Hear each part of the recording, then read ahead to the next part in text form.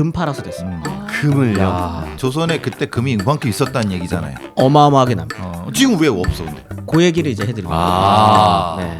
역사 속 인물을 내내 마음대로 씻고 뜯고 맛보고 즐기는 역사 내피셜 그놈 130화 시작합니다. 네, 오늘도 역사 스토리텔러 김재원 교수님, 역사 속 그놈의 심리분석가 배상훈 교수님, 오창석 작가, 박가영 아나운서 함께 합니다. 반갑습니다. 자, 이 방송이 녹화는 9월 초에 하고 있지만 방송은 9월 12일에 됩니다. 추석이 얼마 남지 않은 상황에 이제 방송이 되는데요. 추석 계획들은 세우셨습니까? 저희는 그 다 친가랑 다 서울에 있어가지고 매번 명절 때마다 이 얘기를 들었던 것 같습니다. 예. 저희는 뭐 좋습니다. 서울에 있기 때문에. 네. 또 명절 연휴에 또 서울이 비잖아요. 네. 교통량도 확 줄어가지고 왔다 갔다 하기도 편하고. 네. 일식당들이 문을 다 닫아가지고 저희가 해 먹어야 돼요. 스키야키를 직접 해야 되기 때문에 미리 사두셔야겠네요. 예예. 두부부터 시작해서 다 사놔야죠. 어쨌든 뭐 다 이제 서울에 계시니까 창원 갈 일은 없으니까. 그렇죠. 마산이요? 창원이요. 예예. 마산은 없어진 지 오래됐어. 올해는 안 됐고요. 지금도 지역구로 살아 있습니다. 맞아요. 네. KTX 창원 중앙역이죠. 아니라니까. 마산역이 있어요. 마산역이 아직 남아 있습니다. KTX도 갑니까? 그럼요. 그래서 왜 마산 회원구? 네, 마산해운구 마산을 떼야 되는 거 아니에요? 비회원은 못 들어가는 건가요 혹시? 그렇죠. 마산 마산 회원만 회원만 들어가는 거 아닙니까? 그러니까 이게 약간 이게 이상해지는 게 그거죠. 경기도, 고양시, 일산, 동구 이렇게 되거든요. 그렇죠. 네. 그런 것처럼 마산도 창원 내에 그런 식으로 존재하는 거죠. 그런 식으로 말씀을 하시는 게 안 되시는 게 마산은 원래가 시예요. 네, 그 자체만. 근데 행정구역이 달라졌으니까. 그렇긴 하죠. 네. 없어지긴 했어요. 네. 구로 남아 있습니다. 구로. 네. 알겠습니다. 마산이 지금 인구가 어느 정도 되나요? 없다니까요. 무슨 인구가. 마산이죠. 마산만. 마산이 이제 구가 두 개니까 네. 두 개 42,000명. 아니, 창원 40만이 넘습니다. 예. 합쳐진 창원이 100만이 넘죠. 통합 창원시. 통합 창원시가 100만 넘어요. 네. 네, 마창진 그죠. 합쳐가지고 마창진. 이제 마산만 한 40만 정도. 생각보다 크네. 야, 천안 넘깁니다. 천안 인구 얼마나 됩니까? 천안 모르겠어요. 천안- 근데 제가 있을 때가 한 10년, 15년 됐는데 그때 한 50만? 비슷하네. 아니 근데 얼마나 차이 난다고. 저 인스타 짤에 올라온 걸 봤는데 천안 65만. 천안이 살기가 되게 좋다. 천안이요? 인프라가 너무 좋다. 그런 너도 얘기 좋고. 예. 네. 아니에요. 천안 아산역. 아니. 왜 아니에요? 이거 저번에도 말씀드렸듯이 저는 물이 있어야 되는데 천안이 기본적으로 들어가면 답답해요. 그건 이제 본인 의견이시고. 아니죠. 풍수 지리학적으로 천안은 들어가면 뭔가 꽉 막힌 느낌. 천안 천 있습니다. 그거 갖고 안 돼요. 물이 네. 많아야 되는데. 네. 천안 물이 없다. 어떻게 생각하십니까, 박가영 씨? 물 많습니다.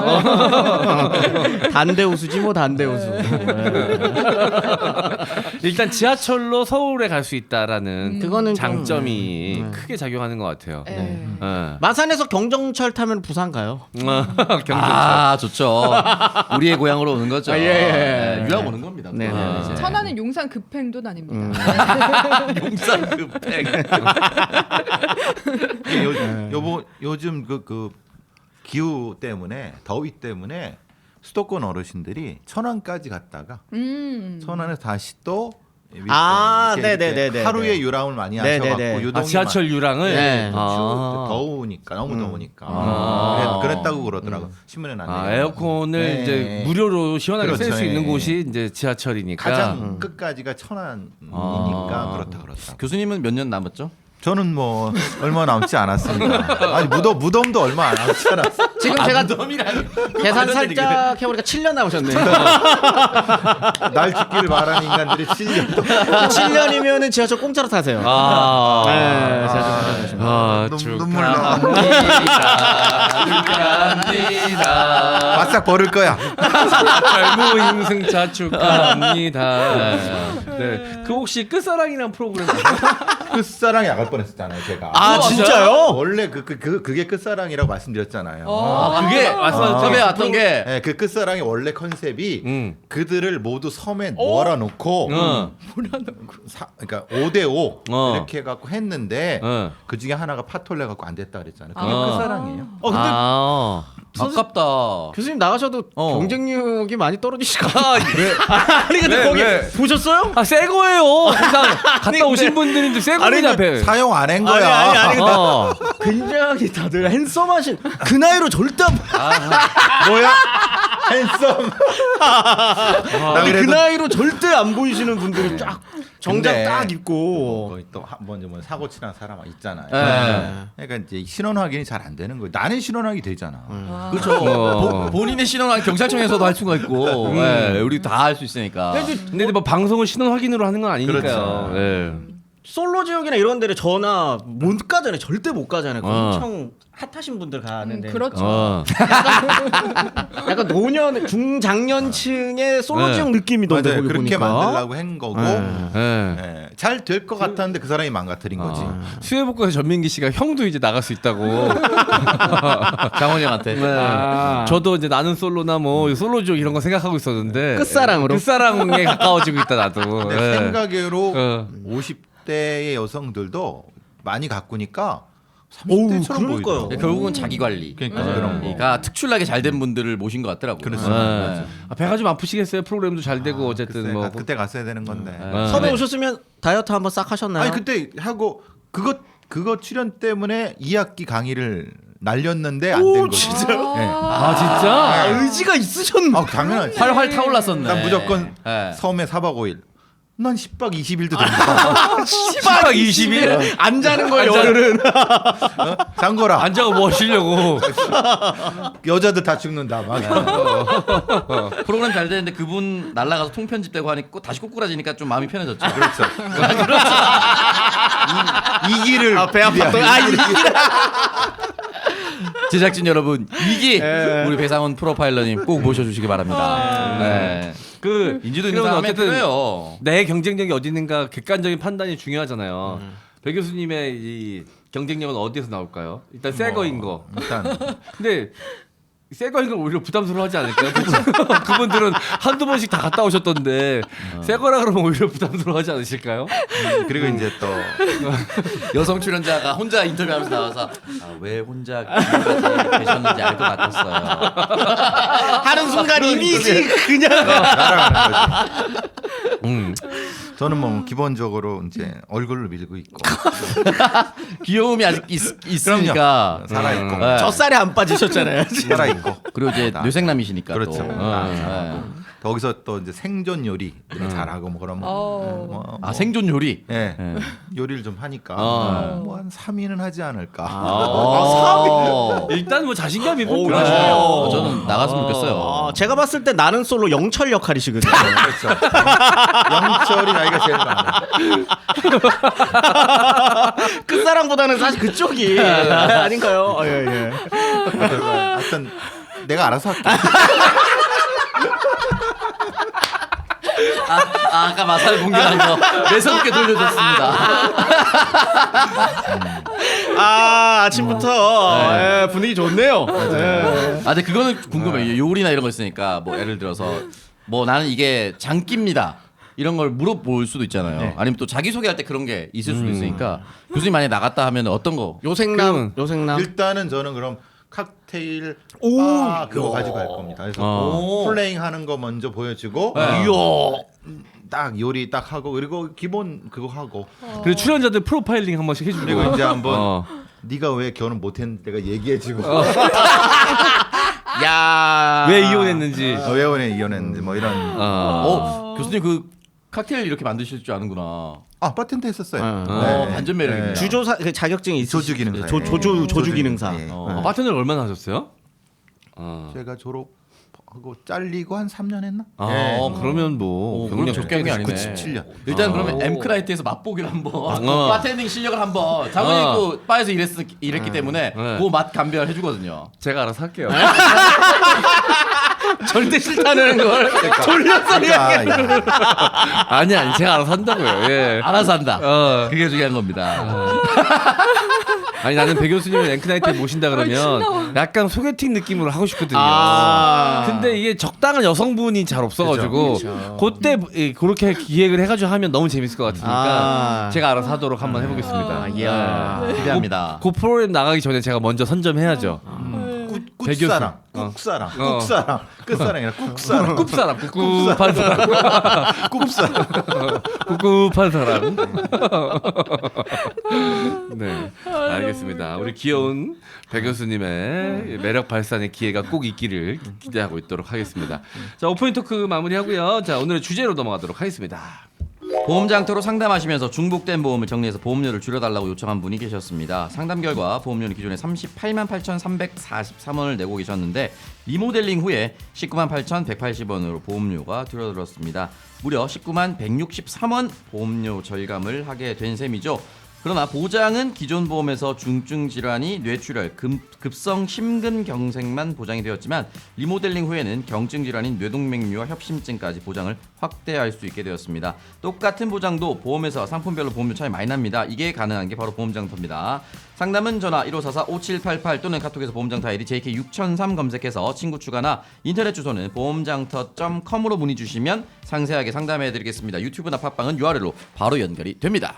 네, 자 보험장터 통해서 여러분들 보험 한번 리모델링 해보시길 바라겠고요. 새로 가입하실 분들도 보험장터 통해서 가입하시면 훨씬 더 나에게 최적화된 보험 가입하실 수가 있습니다. 네. 그리고 요즘 어렵다고 보험 정리하려고 생각하시는 분들도 많이 계신 것 같더라고요. 기사 많이 뜨더라고요. 네, 보험 정리하시는 안타까운 얘기긴 한데 혹시 어쩔 수 없이 정리하더라도 한 번은 점검을 해보시고 맞습니다. 정리하시는 게 좋을 것 같아요. 왜냐하면 이게 오랫동안 부어오던 보험인데 그래도 계속 유지하는 게 힘들더라도 유리한 선택일 수 있거든요. 좀 힘들더라도 유지하세요. 이렇게 결과가 나올 수도 있기 때문에 아예 깨는 나중에 것보다는 리모델링 한번 받으시는 게 훨씬 낫죠. 네네네. 그러니까 오히려 좀 더 납입금을 좀 줄이면서라도 유지할 수 있는 방법을 찾아보실 수 있으니까요. 보험장터 통해서 꼭 상담 받아보시기를 바라겠습니다. 1544-5788 1544-5788 보험 장터였습니다. 네, 유명한 베개 다 써본 베개 유목민들도 극찬한 브레인슬립 베개를 소개합니다. 브레인슬립 베개는 독자 개발된 신소재 이코어를 사용한 코일 같은 독특한 소재로 되어 있는데요. 바람이 잘 통하는 높은 통기성으로 잠자면서 발생하는 두피열과 땀을 바로바로 방출시켜 수면 내내 쾌적함을 유지시켜줍니다. 땀이 많아서 베개가 흠뻑 젖어서 자다가 자주 깨는 분들, 상열로 고생하면서 잠 못 이루시는 어머님들, 아버님들, 높은 두피열로 인한 탈모가 걱정되는 분들까지 브레인슬립 베개로 모두 걱정 없이 편안한 숙면을 즐기실 수 있습니다. 잠자는 25% 인생에 투자해서 깨어있는 75% 인생의 활력을 선물해보세요. 브레인슬립 베개였습니다. 자 보시면 이 탄력을 좀 여러분들이 시각적으로 느껴보시라고 제가 한번 만지고 있는데 네. 이 탄력이 어마어마합니다. 네, 이 탄성이. 네. 그래서 요게 이제 어떻게 보면은 그냥 내 머리 된 대로 네. 기억을 매번 해준다기보다는 내가 어떻게 뒤척일지도 모르는 거잖아요. 그때 자연스럽게 지지를 해주기 때문에 네. 훨씬 더 편안하다라고 말씀드리고 그리고 이 싶습니다. 가운데의 탄성과 사이드 쪽의 탄성이 달라요. 그래서 내가 뵀을 때 가장 편안하게 이 모양을 갖춰주고요. 자, 메모리 폼처럼 계속 네. 베다 보면 어느 정도 모양이 좀 형성이 되고 그리고 너무 시원합니다, 진짜. 아, 이게 겨울철에도 저는 머리하고 발은 시원해야 잠이 잘 오거든요. 네. 아, 그래서 요거는 이 통기성이 극강의 장점이다. 네.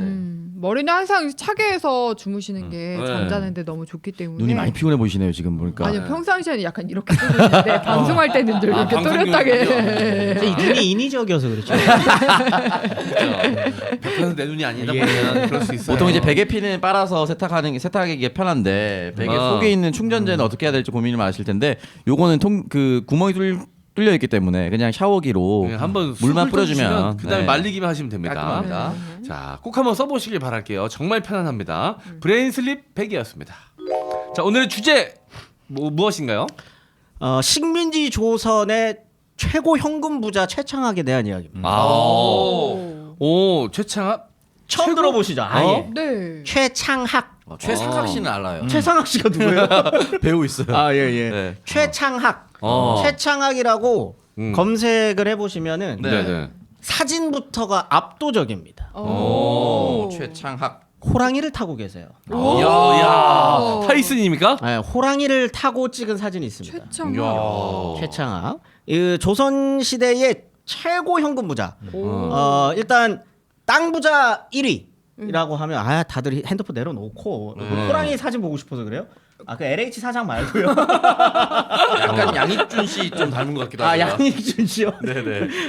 일단 토지 최고 부자라고 하면 민영이, 이제 민씨 쪽이었던 민영이가 이제 최고고요. 산업 쪽에서 최고다라고 하면 김성수 꼽힙니다. 경성방지 김성수. 박흥식, 김성수 아니? 박흥식보다는 김성수가 더 돈이 더 많아요. 그리고 언론에도 그렇게 소개가 돼요, 보통. 그 다음은 최창학이다. 라고 이야기합니다. 현금을 조선에서 가장 많이 갖고 있는 사람. 당연히 친일파겠네요. 그렇죠. 일단 친일 임명사전 단연 올라와 있는 사람이고요. 얼마나 정도 있었을까요? 지금으로 환산했을 때. 현금으로. 일단 현찰. 단송 전영필 선생님보다 많았습니까? 잽도 안 됩니다. 잽도 안 돼요? 네. 그러니까 우리가 지금 그러니까 이제 뭐 명동에서 사채 시장에서 하루에 끌어들일 수 있는 게 가장 많은 애가 8천억에서 1조래요. 그 정도 넘겠죠. 네, 현금 하루에. 현금으로입니다. 하루에 지금. 지금 뭐 주식, 그다음에 땅 이런 거 아니에요. 야, 현금으로. 조선시대 담철곤 같은 사람이었네. 현금으로 환산했을 때 얼마냐? 천조. 천조. 단사천인가? 천조면 미국 국방 예산이야. 700억. 현금 700억. 700억. 네. 1조. 1조. 지금 가치로 이렇게까지 얘기할 정도면 1조까지는 돼야지. 1조까지는 안 되고 약 7천억 정도 현금으로. 7천억. 식민지 조선입니다. 지금 아니에요. 야, 이 사람이 돈 다 일본인보다 더 빨리 빨아간 거 아니에요? 뭘로 됐냐? 이 사람 금 팔아서 됐습니다. 금을요. 그러면 한국에 조선에 그때 금이 이만큼 있었다는 얘기잖아요. 어마어마하게 납니다. 지금 왜 없어 근데? 그 얘기를 이제 해드립니다. 네. 깔끔하네요 이게 탁탁탁 이렇게. 근데 진짜 한국은 원래는 금이 굉장히 많은 나라입니다. 그리고요. 어디 갔어? 지금도 있어요. 어딘가에 아니면 금광이 남아 있는데 채굴 대비 가성비가 안 좋나? 그 전국에 아파트 이름에 황금자 들어가는 아파트들이 꽤 있습니다. 그거 지하에 황금이 있는 거예요.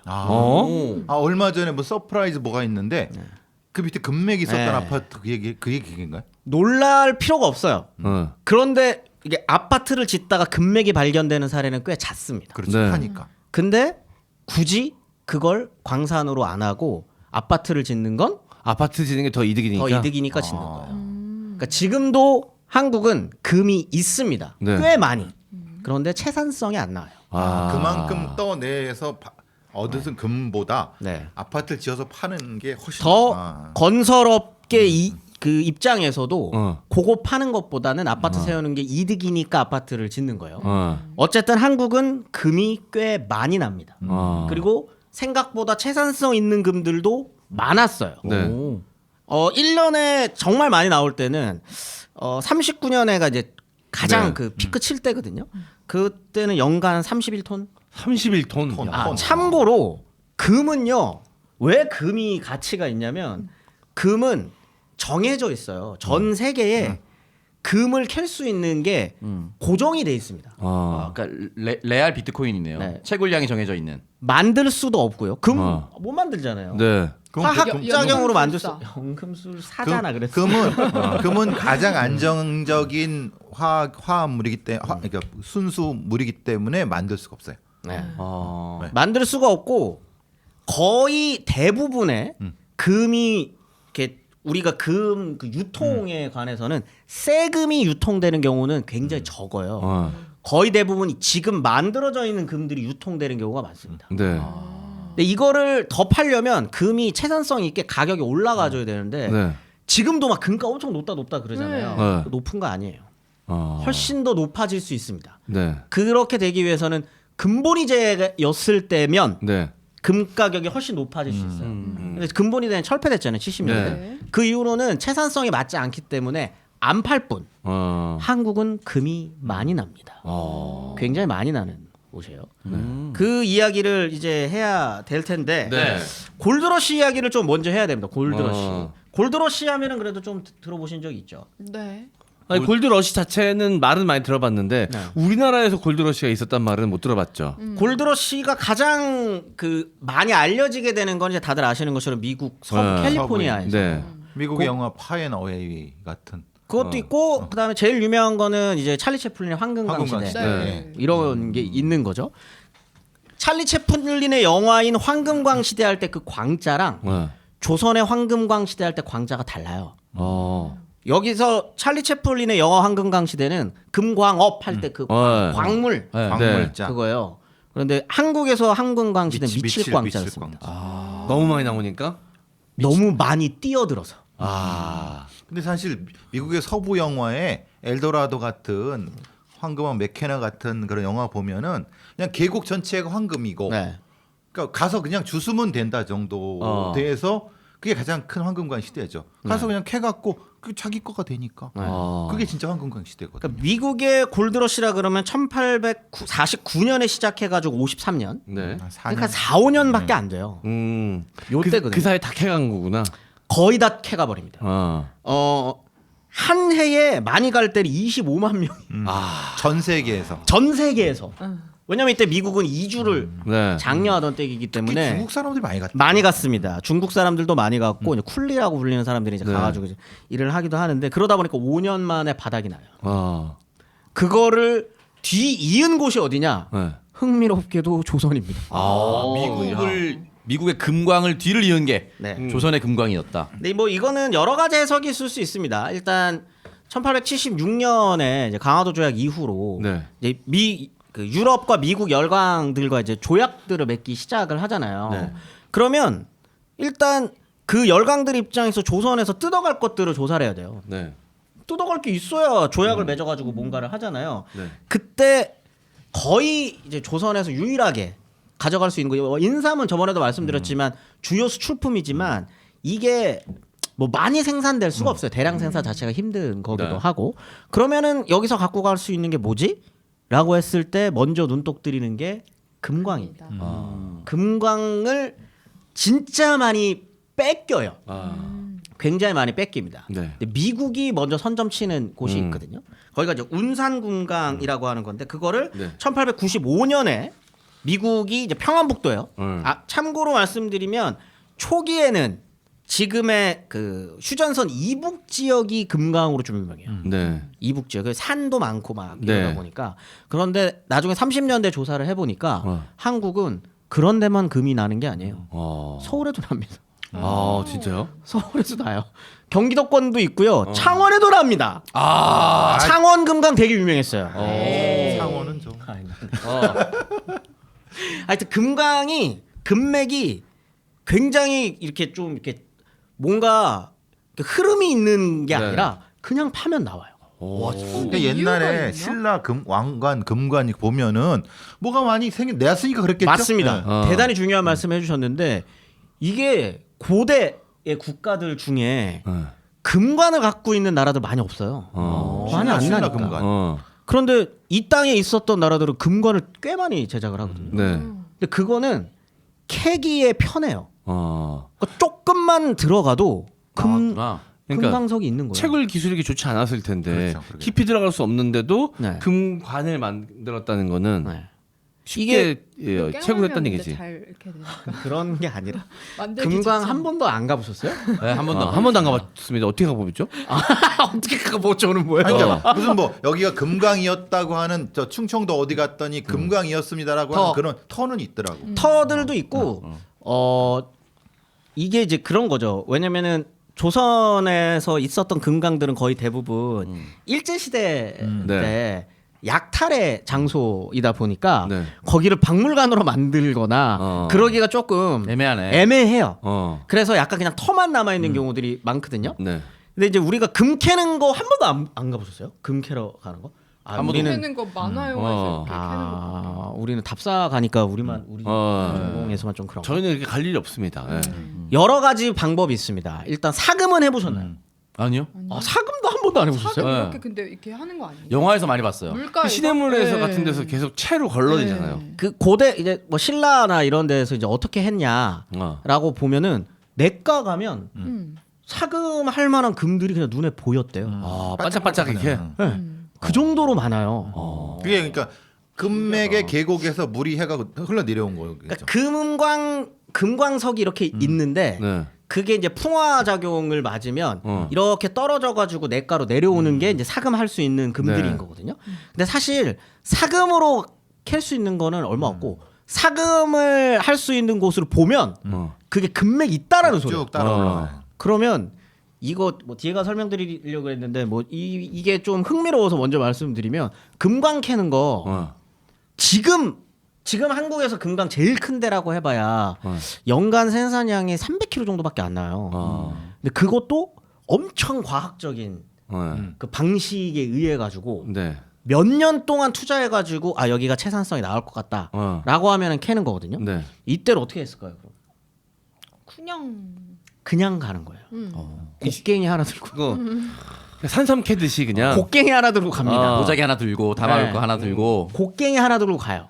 그리고 몇 년을 캐요. 그냥 그냥요. 안 나올 수도 있는데. 그래서 이 사람의 직업이 뭐냐? 금만이. 사실은 금만이야. 사실은 백수예요. 네. 사실은 백수인데 그냥 오늘도 가서 그냥 땅 파고 있는 사람인 겁니다. 이게 약간 영화 작전에 한 대사가 생각이 나네요. 그래서 하는 일이 뭐야?라고 물어보면 박용화 씨가 개인 투자하고 있습니다. 백수 씨. 뭐 하고 있어? 개인 채굴합니다. 백수 씨. 그거 아니야. 그런데 나왔다. 네. 나왔다. 이러면 끝나는 거예요. 그렇지. 로또죠. 로또입니다. 로또. 한 번 나오면 역전할 수 있는 금액이 나오니까. 조선 시대 때도 금의 가치는 그 조선 내부에서 인정을 받았죠. 아 오늘 좋은 질문들 굉장히 많이 나오네요. 네. 확실히 돈 얘기가 나오니까 질문들이 굉장히 좋은데 조선은 금강 개발을 안 합니다. 그럼 금 가치를 인정을 못 받았잖아요. 조선 이렇게 고종 이전까지는 조선에서는 금강 채굴을 하는 것 자체를 금지시켜요. 왜요? 나왔다 만약에 금강 터졌다 소문 나잖아요. 그러면 조공을 바쳐야 됩니다. 그렇지. 금을 다. 금을 조공을 바쳐요. 명이나 청으로. 야. 명과 청란에 조공을 바쳐야 되고. 그러니까 일부러 아예 그냥 그 조공해야 되니까. 네. 그 다음에 금강 뒤에 이것도 가서 아까 말씀드렸잖아요. 미국의 캘리포니아의 이 황금강 시대에 25만 명이 거기 뛰어들어가지고 네. 한다 그랬잖아요. 원래 인간이라는 게 그렇습니다. 반짝이는 걸 좋아해. 네. 여기에서 내가 농사 짓던 땅에서 만약 금 하나가 터져요. 장난 아닌데 여기?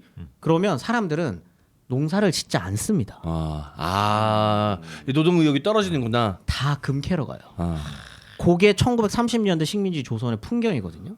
얼마 전 20대 청년들이 다 비트코인하고 일 안 한 것처럼. 굉장히 유사한 사례인 겁니다.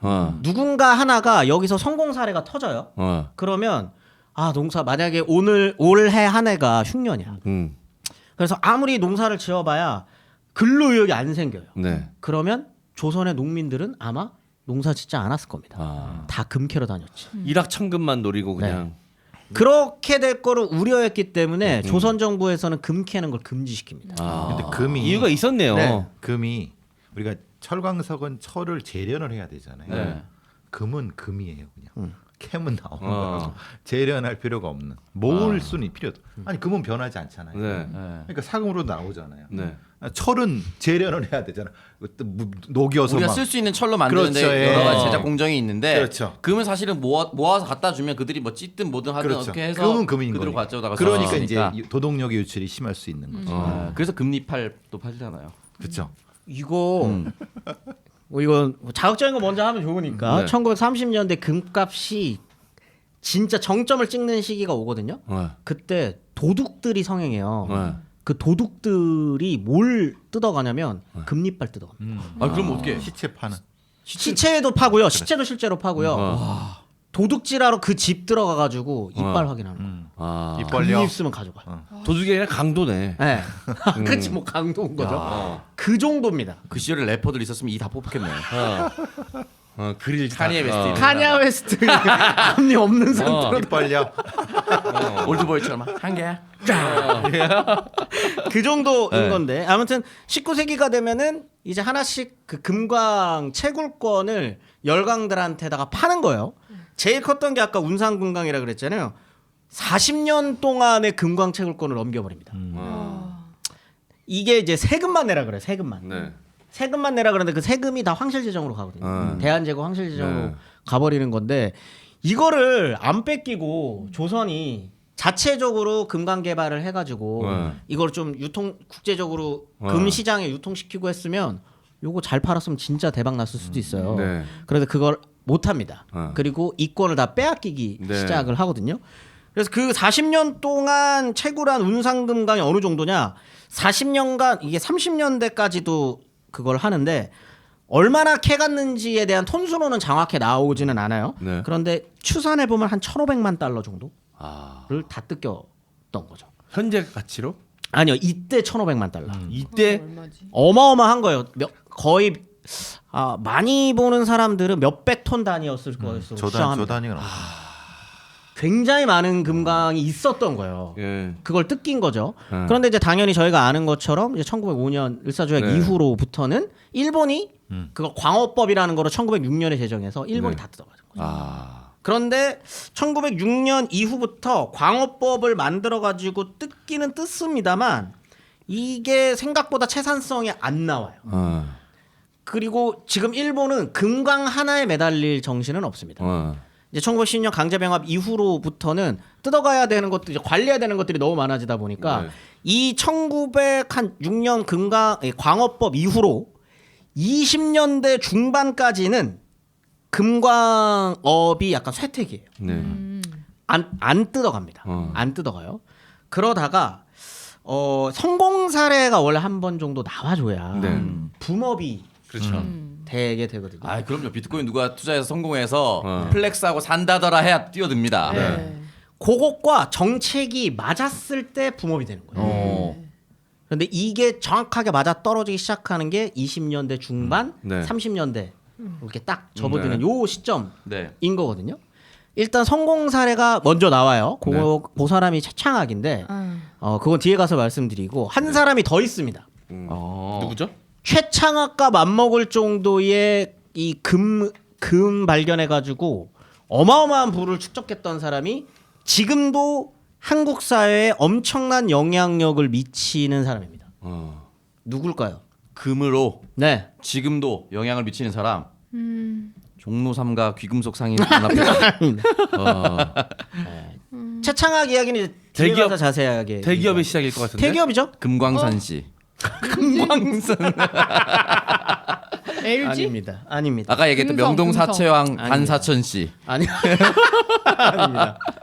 금? 네. 금을 이용한 사업을 그분이 지금도 하고 계신가요? 아닙니다. 아 근데 그럼 그걸로 금으로 돈을 불을 추적해서 다른 추적해서 걸. 시드머니로 했구나. 새로운 걸 투자해가지고 네. 지금까지도 한국 사회에 어마어마한 영향력을 미치는 사람입니다. 대기업 삼성의 시작은 쌀이었던 걸로 알고 있는데. 정주영. 대기업이요? 아닙니다. 정주영 아니에요? 아까 전에 SK 얘기했던 뭐야 어디야? 두산 창업주 아닙니다. 구씨인가? 구씨. 아닙니다. 허씨인가? 아닙니다. 조선일보입니다. 방씨. 방응모. 방씨. 방응모라는 방방. 사람이 맞다. 원래는 정주 지역의 지국장이에요. 조선일보 기자예요. 먹었구나 자기가. 근데 26년서부터인가 정확하게 제가 연도는 기억 안 나요. 20년대 중반에 친구 몇 명이랑 그 정주 그 근처가 금광이 굉장히 유명하거든요. 파기 시작합니다. 와. 곡괭이 들고 파기 시작합니다. 기자인데. 와. 아. 근데 발견합니다. 금맥을. 아. 그게 터져요. 와. 그래서 1933년에 조선일보를 인수합니다. 그 금으로. 그 돈으로 산 거. 금만이었네. 아, 근데 채굴에서 나오면 그 땅 주인 게 아니라 채굴하는 사람 거예요? 아, 그것도 굉장히 중요한 말씀입니다. 오늘 돈 얘기 나오니까 오늘 질문들이 날카로운 것들이 굉장히 많네요. 광구 설정 이야기를 제가 옛날에 석유 편하면서 말씀드렸어요. 광구를 설정을 해요.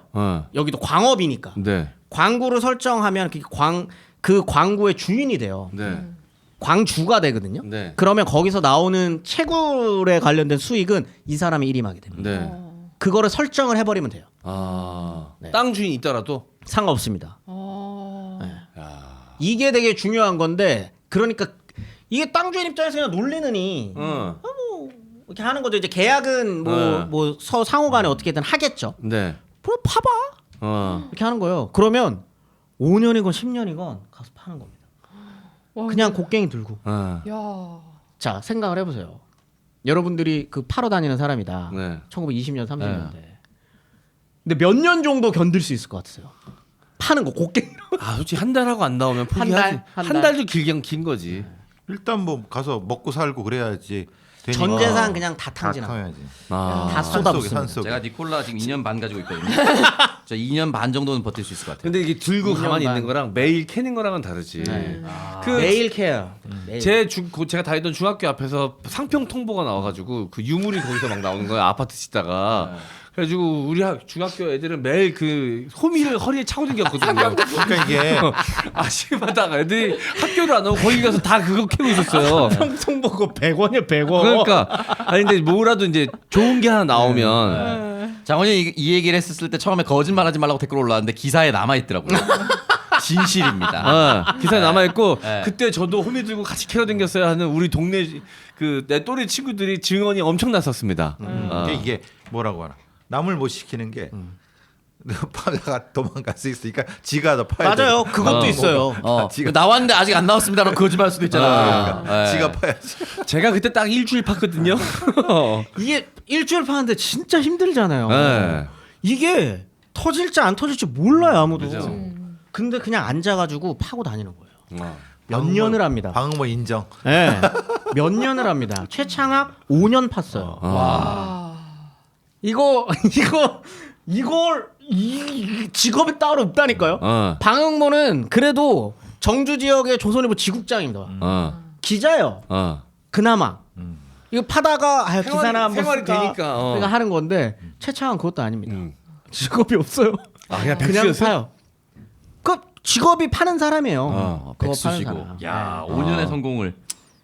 그리고 방응모 같은 경우에는 머리가 좋다 그러면 영악한 거죠. 뭐 머리가 좋은 거죠. 뭐 좋은 거죠.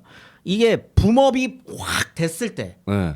이게 정점을 딱 찍는 게 30년대 초중반에 정점 팍 하고 찍거든요. 네. 그게 이제 나중에 이 금의 가치가 조금씩 하락하기 시작하는 때가 있어요. 그 전에 통째로 금강을 일본 기업에 팔아요. 현금화를 바로 시키는구나. 엑시스를 하는 거죠. 탈출까지 완벽하네. 야, 친일을 안 할 수가 없네. 그럼요. 팔아야 되니까.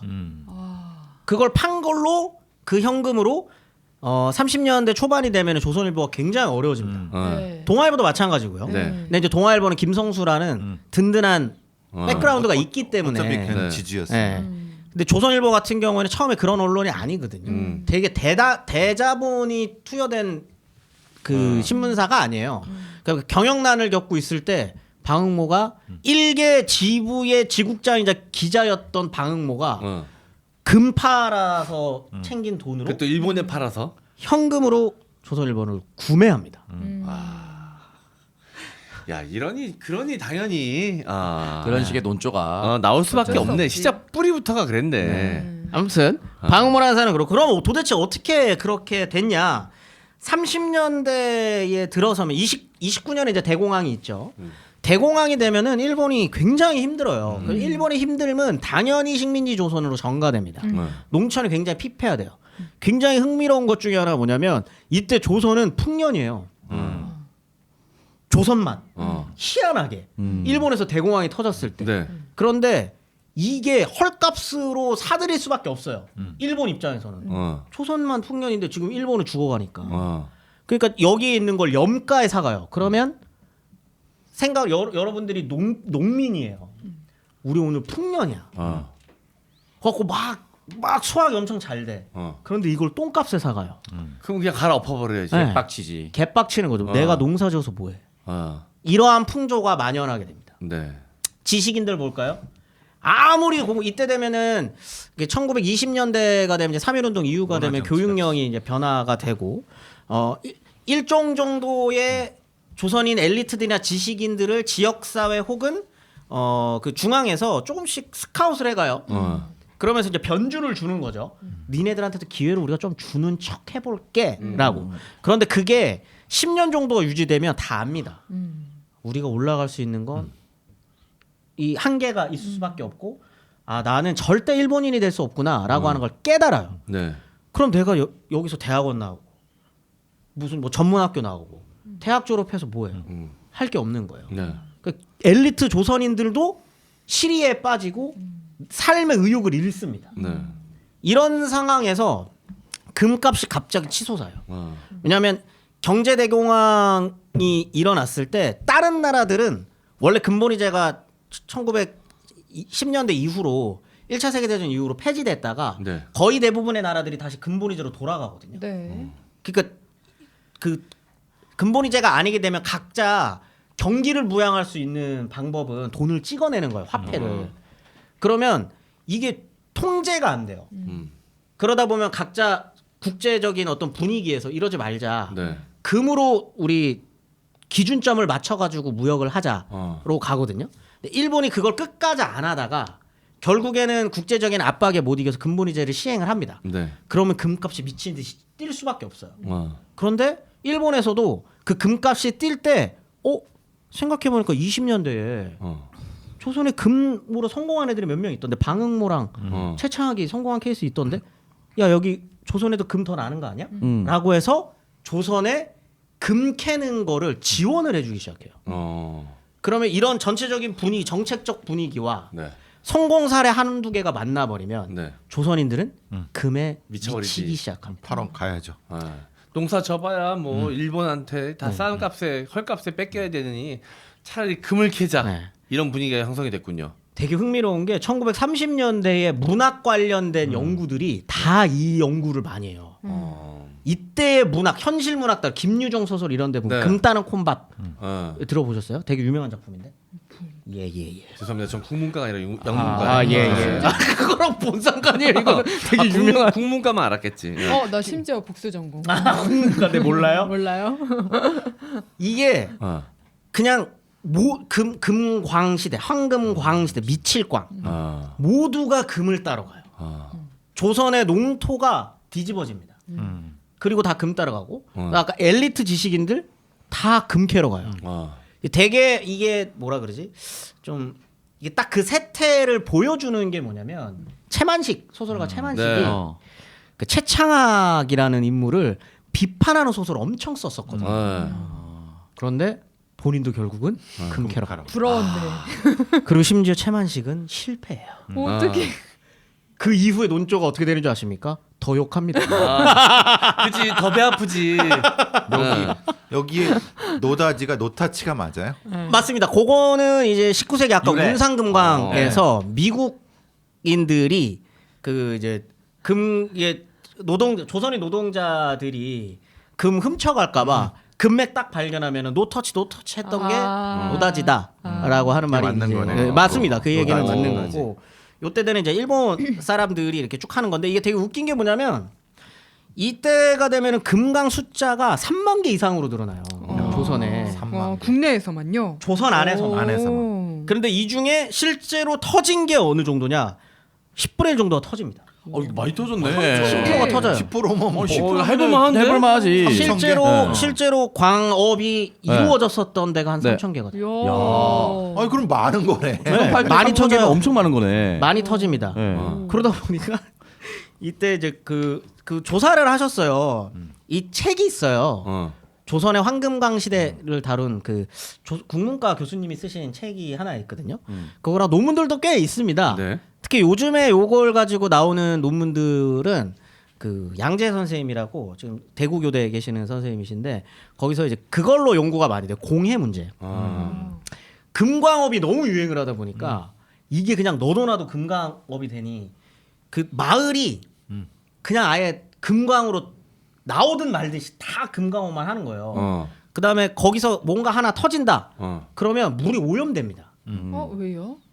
광업을 해야 되니까. 그러니까 계속 땅을 파듯이 다이너마이트 다이너마이트로 터트려. 안에 있는 흙탕물이 그다음에 그 재련할 네. 때 또 독극물을 쓰거든요. 왕수라고 해서 금을 녹이는 거를 하면 굉장히 독해. 질산과 염산이 섞인 거거든요. 그렇게 되면 어떻게 되느냐? 그걸 타고 흘러내리는 그 물 때문에 그 아래 동네에 식수가 농업이 다, 식수뿐만 아니라 농업수도 다 해요. 그럼 그 마을은 농업을 아예 못하는 마을이 돼요. 보통 계곡을 따라 물이 흐르고 그거를 식수나 농업수로 쓰는데 그 밑은 작살나는 거죠. 이제 그러다 보니까 그냥 조선에는 농업이 이제 점점 더 힘들어지는 겁니다. 그러면 뭐 해요? 사람들 광업. 금 캐러 가는 거죠. 또 가는 거지. 이게 이때 당시에 누가 출원했느냐 이걸 출원이라 그럽니다. 광고 네. 설정을 하는 거. 출원 사람들 명단이 다 남아 있어요. 네. 그 사회주의 운동가들도 있어요. 혁명을 해야지.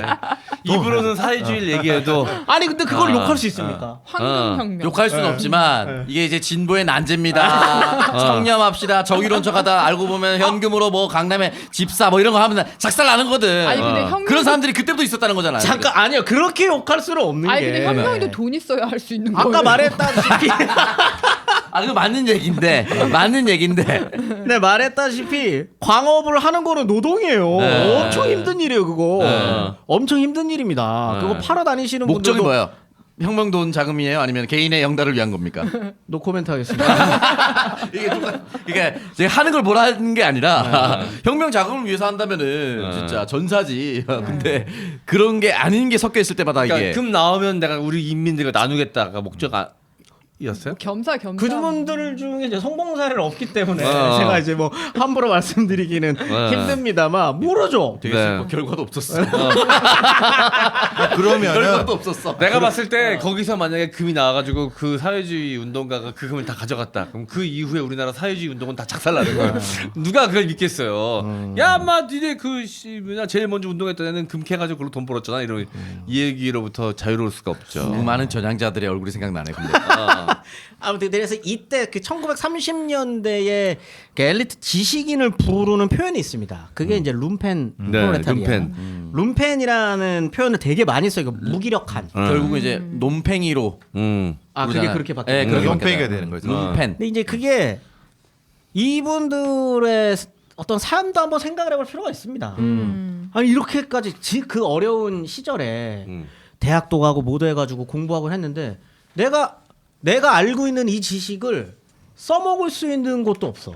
그 이상의 시에 나오잖아요. 그죠? 그 이상이 딱 표현하는 룸펜 프롤레타리아 네, 그들. 여기 자기 애인이 그러니까 부인은 술 장사하고 날개. 자기는 그 돈으로 밥 먹으면서 술 먹으면서 그 뒷방에서 글줄 쓴다고 하는 그런 느낌. 근데 이들이 이거 욕할 수 없는 게 이들이 그래도 뭐라도 해보려고 곡괭이 들고 나간 거예요. 네. 아저 동의합니다. 예. 네. 그분들을 욕할 수 있나요?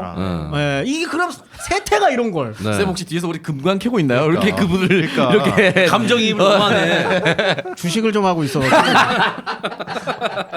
저도 하고 있고 저도 예. 망하고 있고 돈 열심히 버는데 충분히 이해는 하죠. 웃기려고 하는 거지. 예. 룸펜 프롤레타리아입니다 제가. 아무튼 네. 그런데 이들이 꿈꿨던 사람 중에 가장 대표적인 사람이 누구냐? 그 사람이 최창학이다라는 겁니다. 최창학은 일단 1891년생이에요. 1891년생이고요. 저 평안북도 출신입니다. 그 정주 인근 네. 그쪽 사람인 건데 이 사람이 1, 2, 30대까지 뭐 했는지는 알 수 없어요. 기록이 그냥 없어. 기록이 아예 없는 그냥 없어. 범부였구나 범부. 네. 그냥 보통 평범한 사람 그냥. 이게 별곤곤이라는 이때 당시 이제 풍속기이면서도 이제 괜찮은 글들도 많이 실려 있는 잡지가 하나 있는데 거기에 최창학을 이렇게 설명합니다. 1932년 기사예요. 벼락부자 하지만 근래 조선 사람으로서 이 최창학처럼 벼락부자가 된 사람은 없을 것이다. 그는 여러 해 동안 금전판, 그러니까 광업이죠. 금전판으로 돌아다닌 까닭에 금광에 관한 경험과 지식은 상당히 있어서 몇 해 전에 구성군 관서면 조학동에서 금광 하나를 발견하여 자기의 삼촌 최첨사에게 약간의 자금을 얻어가지고 채금을 시작하였으니 이것이 세상에 유명한 삼성사란 금광이다. 이름이 삼성금광입니다. 이 금광은 한참 잘 날 때는 이식관 한 포대에 20냥씩 나서 불과 몇 달의 돈벼락을 맞아 수백만 원의 장자가 되고 그 뒤 살리 총독 그러니까 이게 이제 그 미나미 총독 다음이니까 야마나시 한조 총독됩니다. 요 시대 때 삼정 그 미쓰이죠. 미쓰이 회사에 그것을 또 300만 원에 사가게 되니 놀라지 마시오.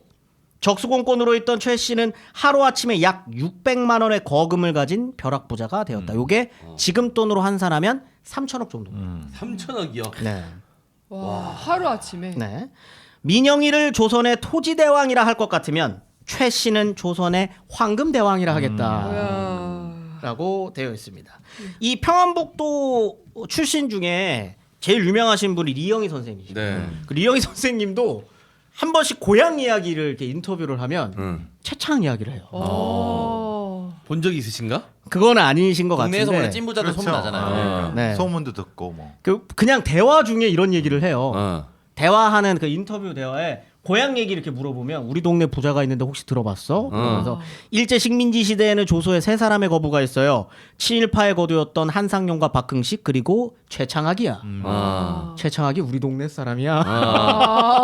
자랑하고 싶구나. 우리 동네 사람이 자랑일 정도로 부자인 거잖아. 이 사람은 일자 무식에다가 장돌뱅이인데 그렇게 돌아다니다가 우연히 금강맥을 발견하는 횡재를 했다고. 그 후부터 돈을 모아 조선의 광산 왕이 됐던 사람이야.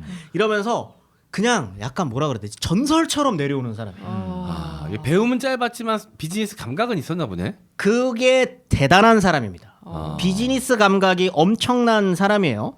그게 왜 그러냐면 이 사람이 10년 정도로 파요. 팔 수 있습니까? 쉽지 않아요. 10년 동안 파게 되는데 그게 왜 요 근처인 거냐면 여기는 폐광이에요, 일단. 그러니까 19세기 말부터 20세기 초 아까 전에 이제 광산업이 좀 쇠퇴기로 접어들었을 때쯤에 여기는 더 이상 파봐야 별거 없어라고 했던 데를 10년 동안 판 겁니다. 그게 그래 뭐 10년 파서 대박 났으니까라 우리는 성공신화만 알고 있으니까 이거 쉽게 얘기할 수 있지. 10년 동안 폐광을 돌아다니면서 판 거예요. 폐광된 데를. 이게 얼마나 대단하냐? 처음에 같이 파기 시작했던 사람이 100명이 넘습니다. 그러니까 이것도 대단한 거죠. 100명을 모았어요. 야, 이게 카리스마도 좀 있었나 보네. 이 사람 아까 그 사진 보시면 그 호랑이 위에. 타고 있는 네. 사진 보시면 네. 이 사람의 약간 그 성격이 좀 드러나는 거예요. 양익중 광상이라고 말씀드렸잖아요. 독고다이 스타일이거든. 그러니까 이제 사람들한테 얘기를 네. 한 거예요. 야, 내가 보니까 저거 폐광 아니야. 저 파면 될 것 같은데, 야, 애들 좀 모아봐. 라고 해서 100명을 모은 겁니다. 네. 나 따라서 가자. 발견하면은 100분의 1씩 다 뿜빠예요. 엠빵. 엠빵이죠. 대항해 시대 때 선언 모으듯이 그렇게 하는 네. 거죠. 야, 가자. 근데 이 100명 모으는 거 지금 만약에 네. 뭐가 주식 관련된 거 100명 모으실 자신 있어요? 아, 내가 그 투자를 알려줘 네. 가이드라인을 줄 테니 나랑 같이 투자를 해보자. 100명 투자 모으는 거 쉽지 일단 않습니다. 내 뜻을 나도 못 믿겠는데 그 100명을 모으라고요. 내가 제일 먼저 주식 살 때 고르는 게 내가 그 주식이 마음에 들면 안 살거든요. 일단 본능이 없기 때문에. 이 사람 그 최창학 만약 지금으로 와가지고 아메이 쪽 갔으면 다이아몬드예요. 그지. 그 정도로 사람 모을 줄 아는 사람인 거예요. 네. 그지 카리스마가 있고 이제 매력이 있었던 보네. 근데 잘 됐으니 망정이지. 와이프는 진짜 속 터졌을 것 같은데. 10년 동안 폐광 파고 다니고. 와이프가 없지 옆에- 않았어요? 있었을 거예요. 가족 관계는 남아 있는 기록들이 많이 와이프를 있어가지고. 굳이 한 명 두지 그러니까 않았을 뒤에. 수 있죠. 금광이 있는데 예. 3천억이 있는데 여자 관계에 있어서는 근데 기사가 많이 안 나오는 걸로 봐요. 그건 다 돈으로 막은 겁니다. 나쁜 짓을 했을 텐데 금으로 막은 겁니다. 이 사람은 금광 장사를 했네. 저는 그냥 작았을 거라고 봅니다. 부자였지만. 자가도 돈 있으면 원래 가능하지 않나? 황금이었지 않았을까요? 뭐가요? 황금이었지. 저희 오스틴 파워 같은 느낌이에요. 하자가 있었을 겁니다. 뭐라도. 그냥 샘나서 그렇게 얘기하는 거예요. 네. 네. 이게 진짜 웃긴 게 뭐냐면 이 이게 파는 거는 그 전부터 팠는데 본격적으로 이 사람이 사람 모아서 파는 연도가 되게 중요해요. 1919년에 파기 시작하거든. 3일 운동을. 아씨 남들 3일 동안 하는데 야, 이 나쁜 진짜 아유 이거는 아씨 갑자기 짱나네 많이 짱나네 욕할 명분이 생겼어. 1919년부터 네. 파기 시작을 하는데 1년이 지나고 2년이 지나고 3년이 지나도 안 나와요. 100명 중에 몇 명 남았을까요? 100명으로 시작해서 100명으로 시작해서 몇 년이 지났습니까? 4년 지났습니다. 4년 4년 100명 자기만 남았죠. 내가 100명 다 중에? 떠나갔을 것 같은데. 다 떠나갔다. 한 14명? 14명. 다 떠나갔습니다. 혼자 남았습니다. 다 나갔구나 100명이. 혼자 팠답니다. 금이 나갈 줄 몰랐으니까. 아니 근데 합리적이야. 4년 동안 안 나왔으면 이건 안 되는 거지. 그러니까 이게 미친 거예요. 어떻게 무공이산이네. 그러니까 이 사람의 인생은 우리가 이 사람은 성공했다라는 걸 알고 있으니까 뚝심이다라고 그러니까 결과론적으로 보니까 그런 거지. 할 수 있는데 진짜 미친 사람이었네. 그렇네. 금치광이었네, 금치광이. 그러네. 요즘에도 금강업 하시는 분들은 과학보다 미신을 믿는데요. 물론 과학 기술이랑 이런 것들을 이렇게 조사를 하고 하는데 왜냐면 다 운이니까. 네. 이게 이게 금 파는 거를 보셔야 돼요. 여러분들이 지금 좀 유튜브에 쳐보면 바로 나오더라고요. 네. 금 파는 거. 진짜 그거요. 오늘 만약에 어제 파던 데가 이만큼 있어요. 오늘 하는 일이 없어요. 오늘도 그냥 아침부터 가서 파는 거야. 그러면 뭘로 결정할 거예요? 오른쪽 왼쪽을. 침 뱉어서. 내가 왼쪽으로 팔지 그런 거예요. 가장 합리적으로 볼펜 돌리면 됩니다. 싹 돌려서 여기 딱 멈춘다. 왼쪽으로 갈지 오른쪽으로 갈지. 근데 이제 저는 한번 봤는데 이게 금강의 안쪽이잖아요. 이게 작은 하나의 선. 쫙 그렇죠. 그러니까 지금 말씀하신 게 이거 하나인데 이게 쭉 연결이 되는데 이걸 팔려면 저 위를 해야 되는데 아니면 밑으로 가야 되는데 금줄기가 하나 있다고? 금줄기. 금줄기가 하나 있어요? 금이 아니라 금이 있을 수 있는 그 다른 광물의 연결 줄기래요. 그게 가금이라고 네. 금맥이에요. 네, 맥이죠. 맥이에요. 그러니까 그 맥을 찾으면 되는구나. 근데 그 맥이 위로 연결될지 그렇죠. 밑으로 연결될지 이게 얇게 이쪽으로 되니까 이쪽 갔다가 이제 못 가면 작살나는 거고. 뭘로 결정하실 거예요? 그냥 운에 맡겨야지 뭐. 과학 이런 거 없습니다. 전 봐야겠네 진짜. 그냥 기도한대요. 그냥 그러겠네. 내가 믿는 게 기독교다. 하느님 오늘 어디로 갈 거라면 나지막히 들린답니다. 왼쪽이야. 왼쪽 이거 가는 진짜 거. 하늘이 감동하여 이렇게 했겠다 이때는. 굿한다. 나는 미신이다. 굿하로 돌려보는 거예요. 오른쪽이야. 애기 보살님이 오른쪽이래. 그럼 오른쪽 가는 겁니다. 뭘 하겠어요. 그다음 침도 뱉어 보는 거예요. 어차피 오늘 할 것도 없는데 밑으로 떨어졌네. 아라이씨 오늘 밑으로 가보자. 하는 그럼 그 겁니다. 10년 만에 최창학이 금을 못 찾았으면 그때 못 찾았으면 20년이 될지 30년이 될지 알 수 없는 거였네. 모르죠. 알 수 없는 거죠. 그런데 1923년에 금맥을 캡니다. 발견을 하게 됩니다. 이렇게 되면 근데 이게 캐봤더니 그게 조선의 3대 금광이었습니다. 이야. 그때 기분이 어땠을까요? 근데 이 사람은 노력한 만큼의 보상이라고 생각할 수도 있겠다. 내가 다 떠나가는 동안 10년을 했으니까 10년 동안 그것만 캔다는 게 수입 1도 없는데 내가 봤을 때 진짜 미치광이 아니면 못한다고 봅니다. 진짜 미치광이 아니면 못해요. 어제까지 왼쪽으로 파다가 오늘 한번 오른쪽으로 틀어볼까? 아라이씨 오늘은 위로 한번 가보자. 이거를 10년을 한 거예요. 그래서 팝니다. 만들어낸 겁니다. 네. 이건 만들어낸 거예요. 만들어냈어요. 딱 해서 그 삼성금강을 딱 출발을 시키는데 문제 이 사람이 진짜 머리가 좋은 사람이에요. 머리가 정말 좋습니다. 그게 뭐냐면 이게 크잖아요. 그 다음에 이게 노다지라고 하는 것까지는 알아요. 이 산 통으로 가져가거든요. 이 채굴권은 산을 통으로 했어요. 근데 이제부터는 사람을 쓸 수 있다고 하더라도 자기가 쓸 수 있는 사람은 한계가 있습니다. 그다음에 자기는 알아요. 이쪽으로 더 들어가면 더 있을 것 같아요. 왜냐하면 10년 동안 이 산 4년 정도를 이 산을 연구했으니까. 그런데 이 산을 통째로 자기가 운영하는 게 비효율적이라는 걸 깨달아요.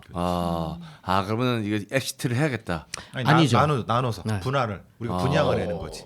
그러면 이제 사장님 같으면은 이 산을 내가 채굴권을 갖고 있어요. 근데 내가 쓸 수 있는 노동력은 한계가 있고 채산성이라는 거를 계산해 봤을 때 계산해 보겠죠. 내가 인부로 써가지고 이렇게 할 수 있는 것들. 그런데 그러면 이거 너무 오래 걸릴 것 같은데 외주 줘야지 뭐. 외주를 주게 되는데 그 외주를 어떻게 주냐면 어차피 그게 무슨 스캔을 뜨겠어요?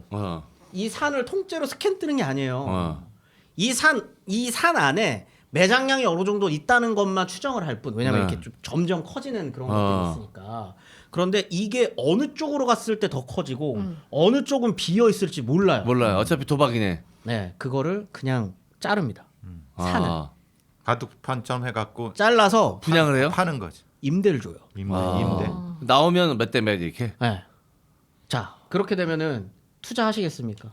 하죠. 아니 다른 데 그냥 전국 팔도에 어딘지 모르는데 파는 것보다 네. 이 산은 그래도 있는 건 확실하잖아. 네. 그 이게 더 확률적으로 이게 더 높지. 그래서 그거를 선대제로 그러니까 그 선대제라고 표현하면 안 되고 그거를 선입금으로 팔아요. 몇 그러니까 프로를 준다 이런 거 아니에요. 나오든 안 나오든 일단 최창학은 이득을 가져가네. 여기를 지금 가치로 수십억에 파는 거예요. 요만큼. 대신 여기서 나오면 가져가. 그런데 안 나와도 나오면 어쩔 어쩔 수 수 없어. 돈은 그냥 먼저 받는 거야. 근데 이게 쪼개 팝니다. 금강이 왜 인력 관리가 어렵냐면은 인부를 함부로 못 쓰잖아. 그 훔쳐갈 수도 있으니까. 그러니까 그 대부분 가족이라든가 믿을 수 믿을 있는 수 있는 사람 사람. 소수만의 인력 풀을 해야 되기 때문에 대로 못 하는 거예요. 그러니까 당연히 이렇게 작게 할 수밖에 없는 거지. 그 사람 최창욱이 머리가 영리한 거죠. 그래서 최창학은 사실 금으로 번 수익보다 그걸로 임대업으로 번 수익이 더 크다고. 머리를 잘 썼네. 굉장히 머리가 좋은 거죠. 내가 금맥 찾으면 데려다 쓸 인부가 원태도 못 믿겠어. 없어. 저희는 아우 제일 안 못 되나? 믿지. 그래서 이 뭐냐 옷 검사를 다 안 되잖아요. 나왔다 들어갔다. 때. 나 넣어야지 그럼. 그렇지. 그 마약도 그렇잖아요. 그래서 빤스맨 입고 하잖아. 홀딱 벗고 하잖아. 비슷한 거죠. 이게 찾으면은 그렇게 되는 근데 거니까. 광부들 홀딱 벗고 들여보낼 수도 없잖아. 광부들은. 심하게 다치지. 구찌 큰 거는 지금 가치로 100억에 팔았대요. 와. 그거를.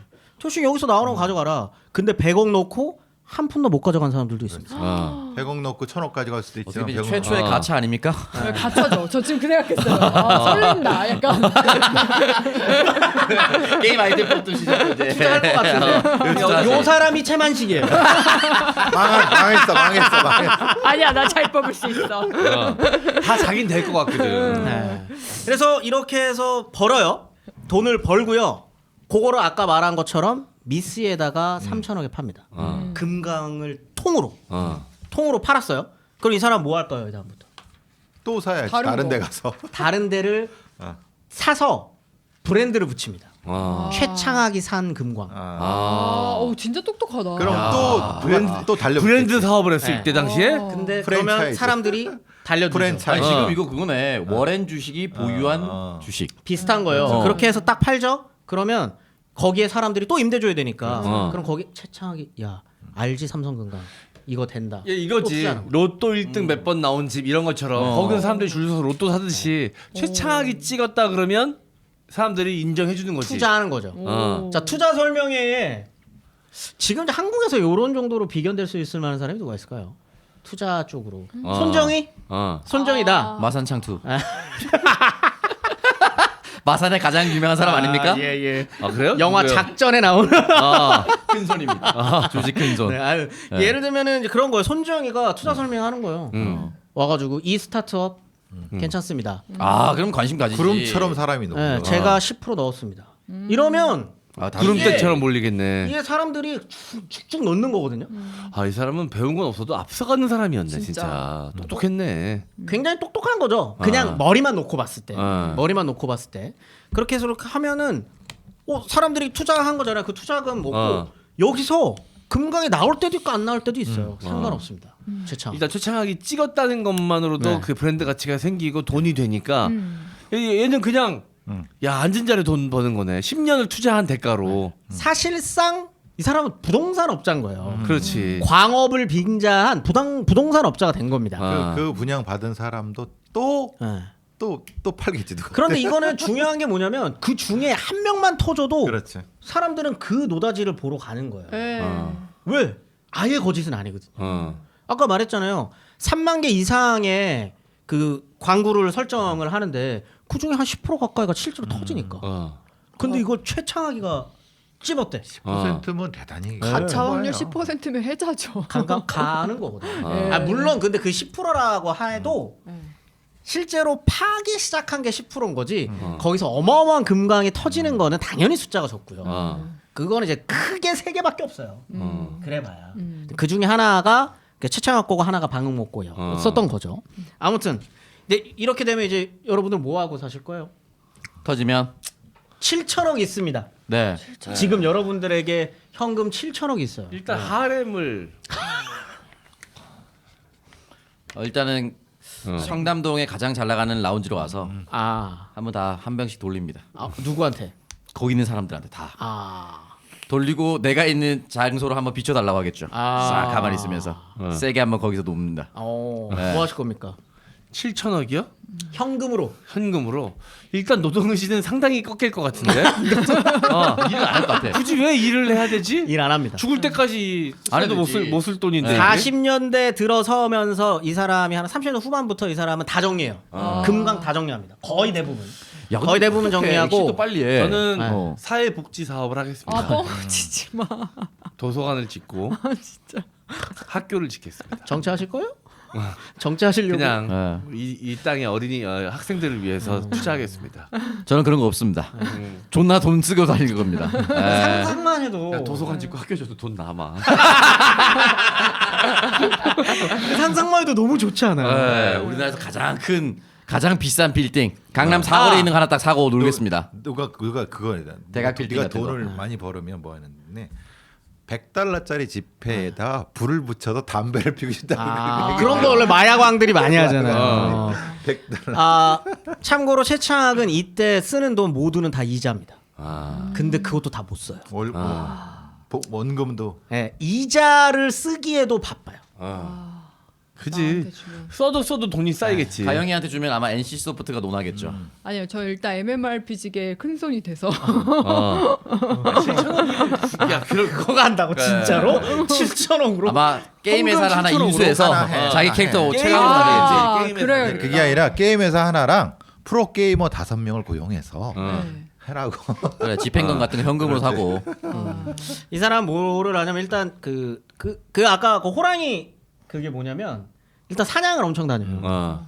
왜냐면 이때 딱 유행하는 게 호랑이 잡으러 다니는 네. 그런 거거든요. 그다음에 이 사람이 주로 하는 게 사실 이 사람이 했었던 것들 보면 비슷하구나. 사람은 다 비슷비슷하구나. 일단 서울 가장 노다지 땅에 저택을 짓습니다.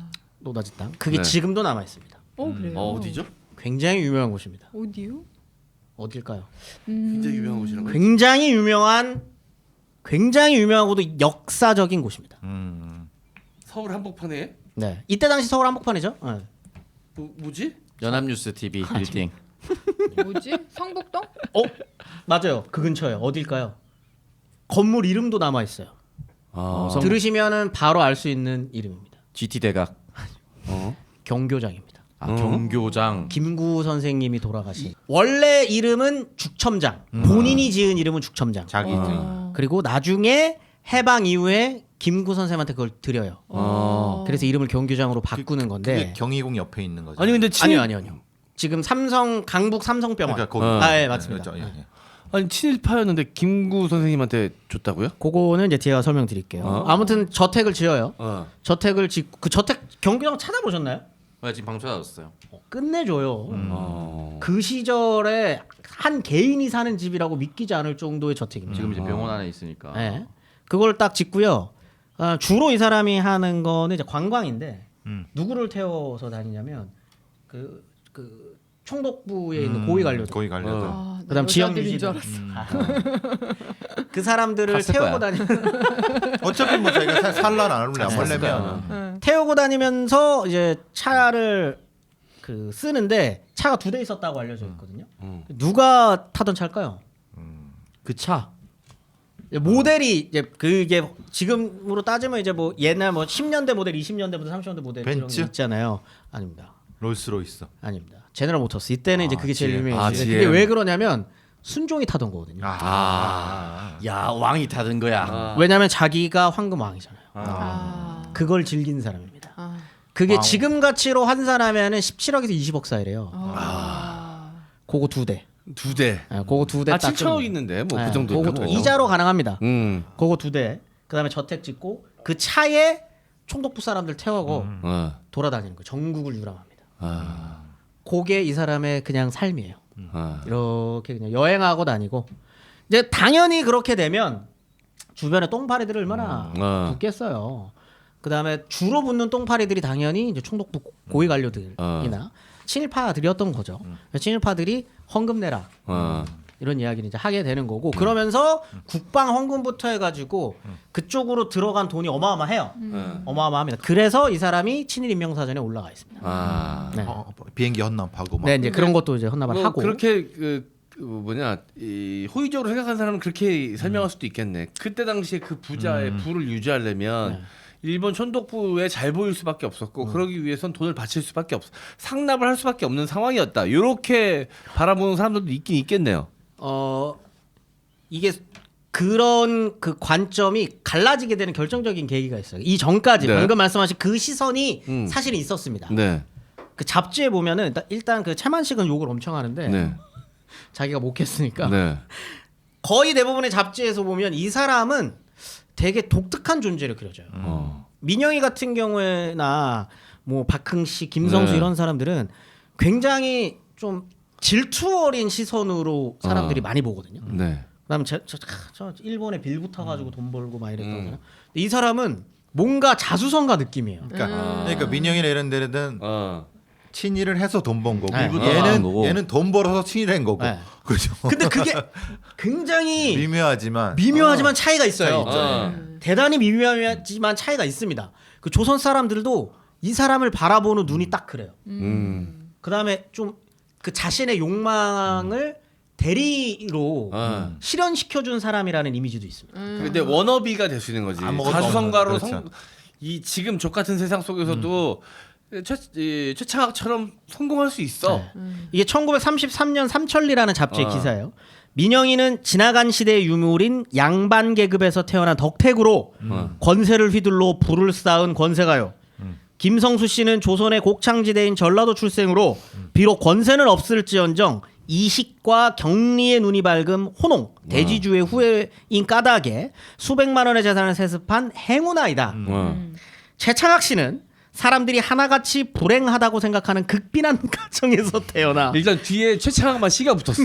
둘 다 씨는 붙어 있어요. 태어나 갖은 고초와 시련을 맛보다가 호박이 굴러와 하루아침에 졸부가 된 마지막 3계급에 속하는 극히 미천한 불운하였던 것이다.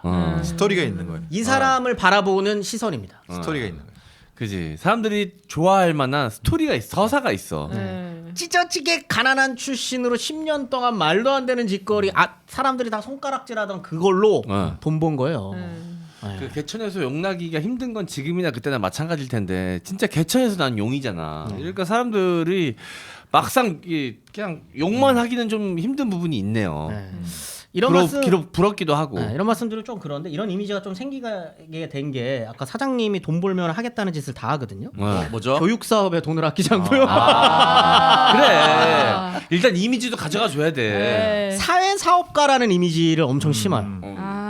그러다 보니까 30년대 중후반까지는 이 사람에 대한 이미지가 좀 양가적인 게 조금 있습니다.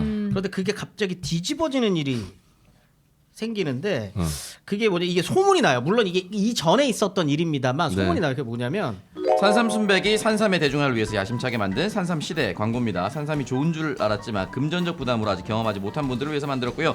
산삼시대는 값싼 한약재는 물론이고 잔탄검과 덱스트린 등 어떤 인공감미료도 넣지 않았습니다. 7년근 사냥 산삼 70%의 목에 좋은 도라지를 배합해서 먹기 편하게 스틱에 담았고요. 첨가물은 제로 100% 국산 천연 원료입니다. 까다로운 스마트 헬스 인증도 받았고 그 어렵다 미국 FDA 등급도 통과했습니다. 홍삼값의 산삼을 놀라운 가성비와 만족을 안겨드릴 산삼시대 꼭 한번 만나보세요. 산삼수백의 유명세를 이용한 유사 상품이 돌고 있으니까 검색하실 때 꼭 산삼순백 브랜드 확인하시고 구매해주세요. 전화문의는 1666-1080번입니다.